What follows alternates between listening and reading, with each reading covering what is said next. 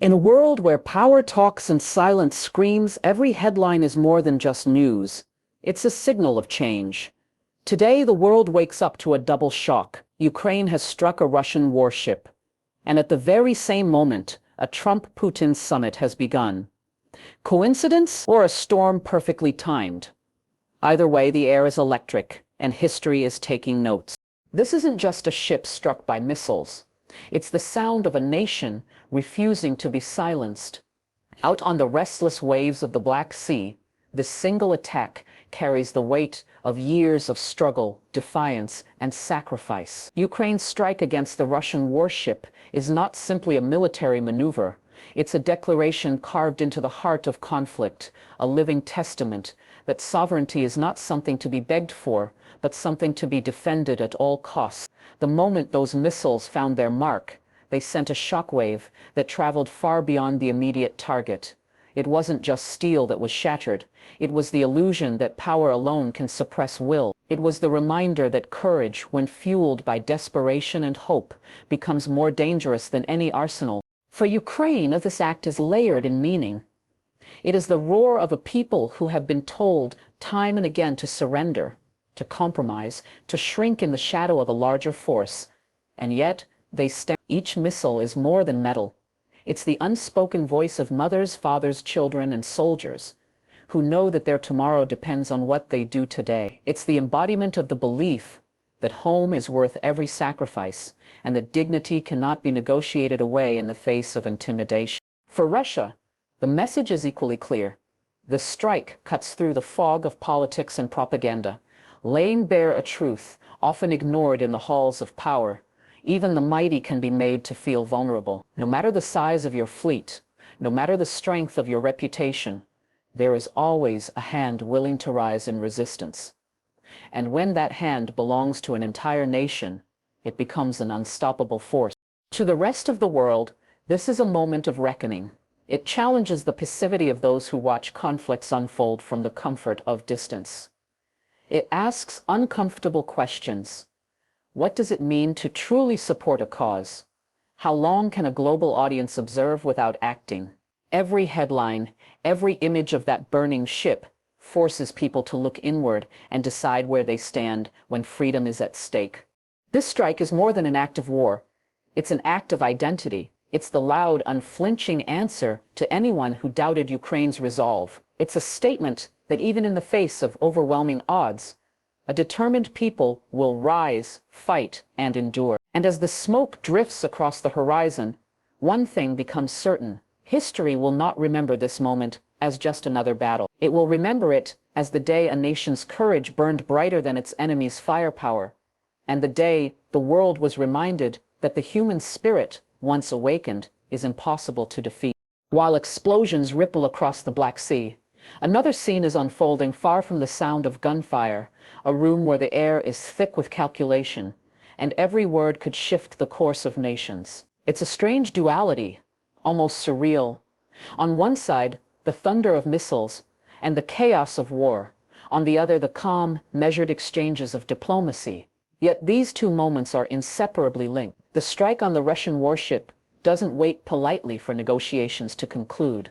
It crashes into them like an uninvited guest, forcing everyone at the table to face the reality that the war is not on pause, and neither is history. This is the collision of two worlds. In one, there is the language of force, immediate, raw, and unfiltered. In the other, there is the language of politics, polished, deliberate, and often slow. And here lies the question that hangs over the summit like a shadow.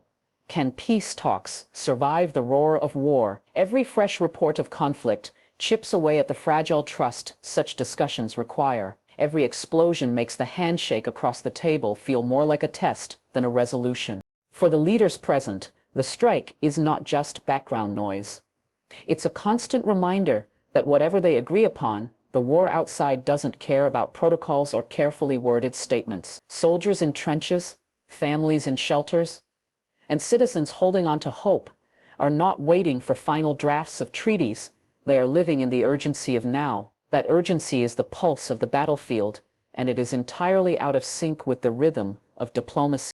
This tension forces uncomfortable truths into the open. Diplomats may want to speak in future tenses. We will establish, we will consider, but the war demands the language of the present. We are defending, we are resisting, we are surviving. A missile strike during peace talks is more than an event. It's a statement. It's Ukraine saying we will fight, whether you talk or not. It's Russia hearing, your control is not as absolute as you believe. And for the rest of the world, it's a signal that peace, if it comes, will not arrive gently. The irony is undeniable. The very purpose of the summit is to find solutions that will quiet the guns, yet those same guns grow louder in defiance. It creates a strange psychological battlefield in the meeting room, one where every pause in conversation feels heavier, every glance across the table more loaded. Behind polite nods and rehearsed smiles, each leader is calculating what these simultaneous events mean for their next move. In the end, this is not just a meeting disrupted by war, it's a war intruding into the illusion of diplomacy.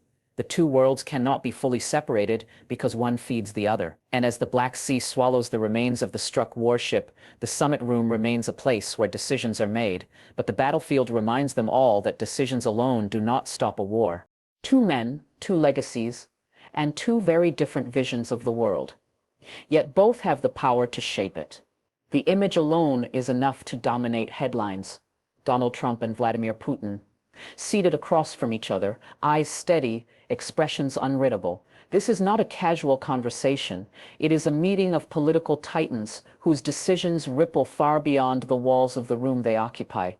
The world watches, knowing that when these two speak, the echoes can be felt in every capital, every market, and every conflict zone. For Trump, this is an opportunity to step back into a spotlight that has never truly faded. His style is anything but predictable. He thrives on grand gestures, bold statements, and an unapologetic confidence that can disarm allies and provoke adversaries in the same breath. Sitting opposite him is Putin, a man known for his calculated composure, his mastery of subtle pressure, and his unwavering focus on projecting strength. Together they represent two entirely different styles of leadership, one built on disruption, the other on precision. Yet despite their differences, they share one undeniable trait, the ability to command global attention. Every eyebrow raise, every pause, every carefully chosen word will be analyzed by commentators, diplomats, and intelligence agencies around the globe. It is not just what they say that matters, but what they choose not to say. A slight lean forward could signal agreement. A cool, distant smile could hide disagreement. In such meetings, silence is never empty. The timing of this summit could not be more charged. Outside, the world is reeling from Ukraine's strike on a Russian warship. Inside, these two leaders must navigate the delicate balance between showing strength and seeking resolution. Trump arrives with his trademark unpredictability, a wild card who could just as easily propose a radical new path forward as he could double down on hardline positions. Putin, on the other hand, is a master at reading his counterpart, finding leverage in the smallest of openings. Their meeting is not just about Ukraine or even about US-Russia relations. It is about influence. Both leaders know that what happens here will send signals to allies and adversaries alike. Will they walk out united in purpose, or will this be another chapter in the long story of mutual suspicion? The stakes are as high as they get. Economic sanctions, military postures, and even the broader architecture of global alliances hang in the balance. To the watching world, this is not just politics.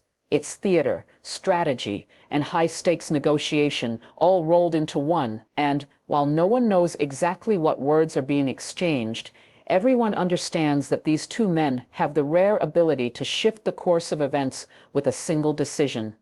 Whether that decision brings calm or chaos is the question that keeps the world holding its breath. Every action taken in moments like this is not confined to the borders where it happens. It's a stone dropped into a still pond, and the ripples spread far and wide, touching shores that may not even realize they are connected. The strike on the Russian warship, paired with the Trump-Putin summit, is more than a regional headline. It is the spark that could set off a chain reaction across continents. This is the global domino effect in motion. And no nation is immune. The first domino is the geopolitical landscape itself. When a nation like Ukraine makes such a bold move, it forces every other country to reconsider its stance. Allies ask themselves if they are providing enough support. Adversaries calculate the cost of pushing further. Neutral states suddenly face pressure to take a side. The attack becomes a litmus test of loyalty, and hesitation can be as telling as action.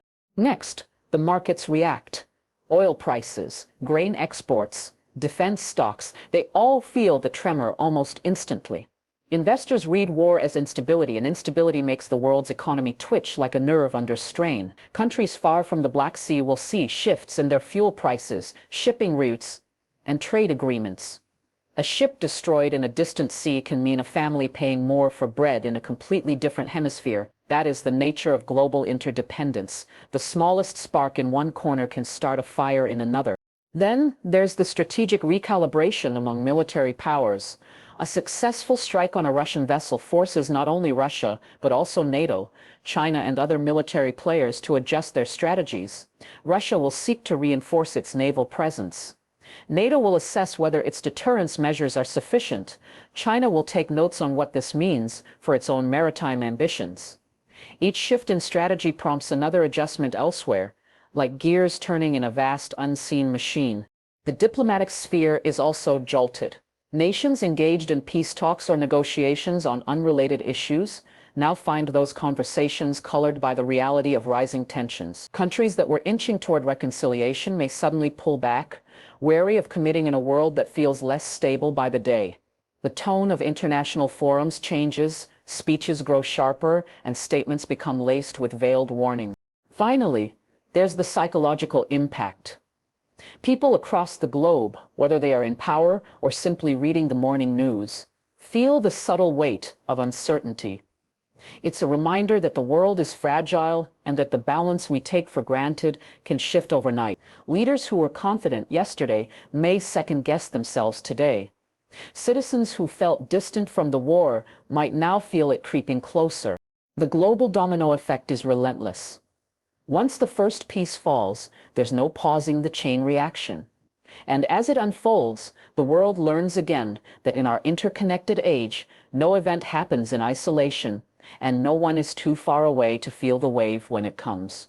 Right now, we are watching history as it's being written, line by line in real time. But here's the thing about moments like this. No one knows how the chapter will end. The strike on the Russian warship, the high-stakes Trump-Putin summit, the ripple effect across the globe, all of it is leading toward a page that is still blank. That blank page holds two possibilities, one where tensions cool and agreements bring relief, and one where provocation pushes the world closer to an irreversible cliff. Which version we get will depend on the choices made in the hours and days ahead. This is the uncomfortable truth about historic turning points. They don't feel like history while you're living them. To the people inside those closed-door meetings, it's just a table, some documents, and a few tense faces. To those on the front lines, it's just another day of holding their ground, another battle in a long fight. But to the future, this will be remembered as the moment the world either pulled itself back from the edge or stepped closer to it. The unwritten chapter is not just for presidents and generals to decide. Public opinion, media coverage, economic reactions, they all add ink to the page. Every leader will have to weigh not only the immediate outcome of their decisions, but also how those decisions will be judged in hindsight. And hindsight is merciless. It will not care for excuses, delays, or the comfort of "we didn't know." History will care only for the results. The danger and the opportunity of this moment lies in its uncertainty.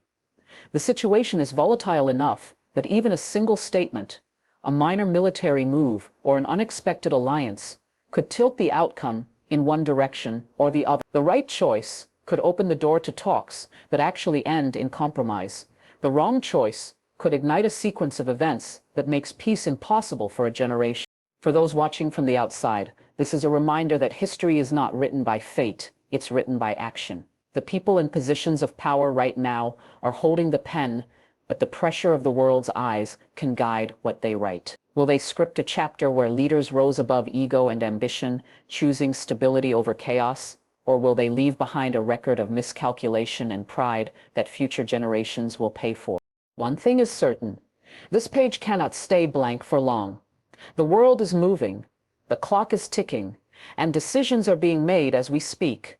When the ink finally dries, the chapter will be read for decades to come, and somewhere far in the future, people will look back at this very moment and say, this is where it was decided who we were and what kind of world we chose to build.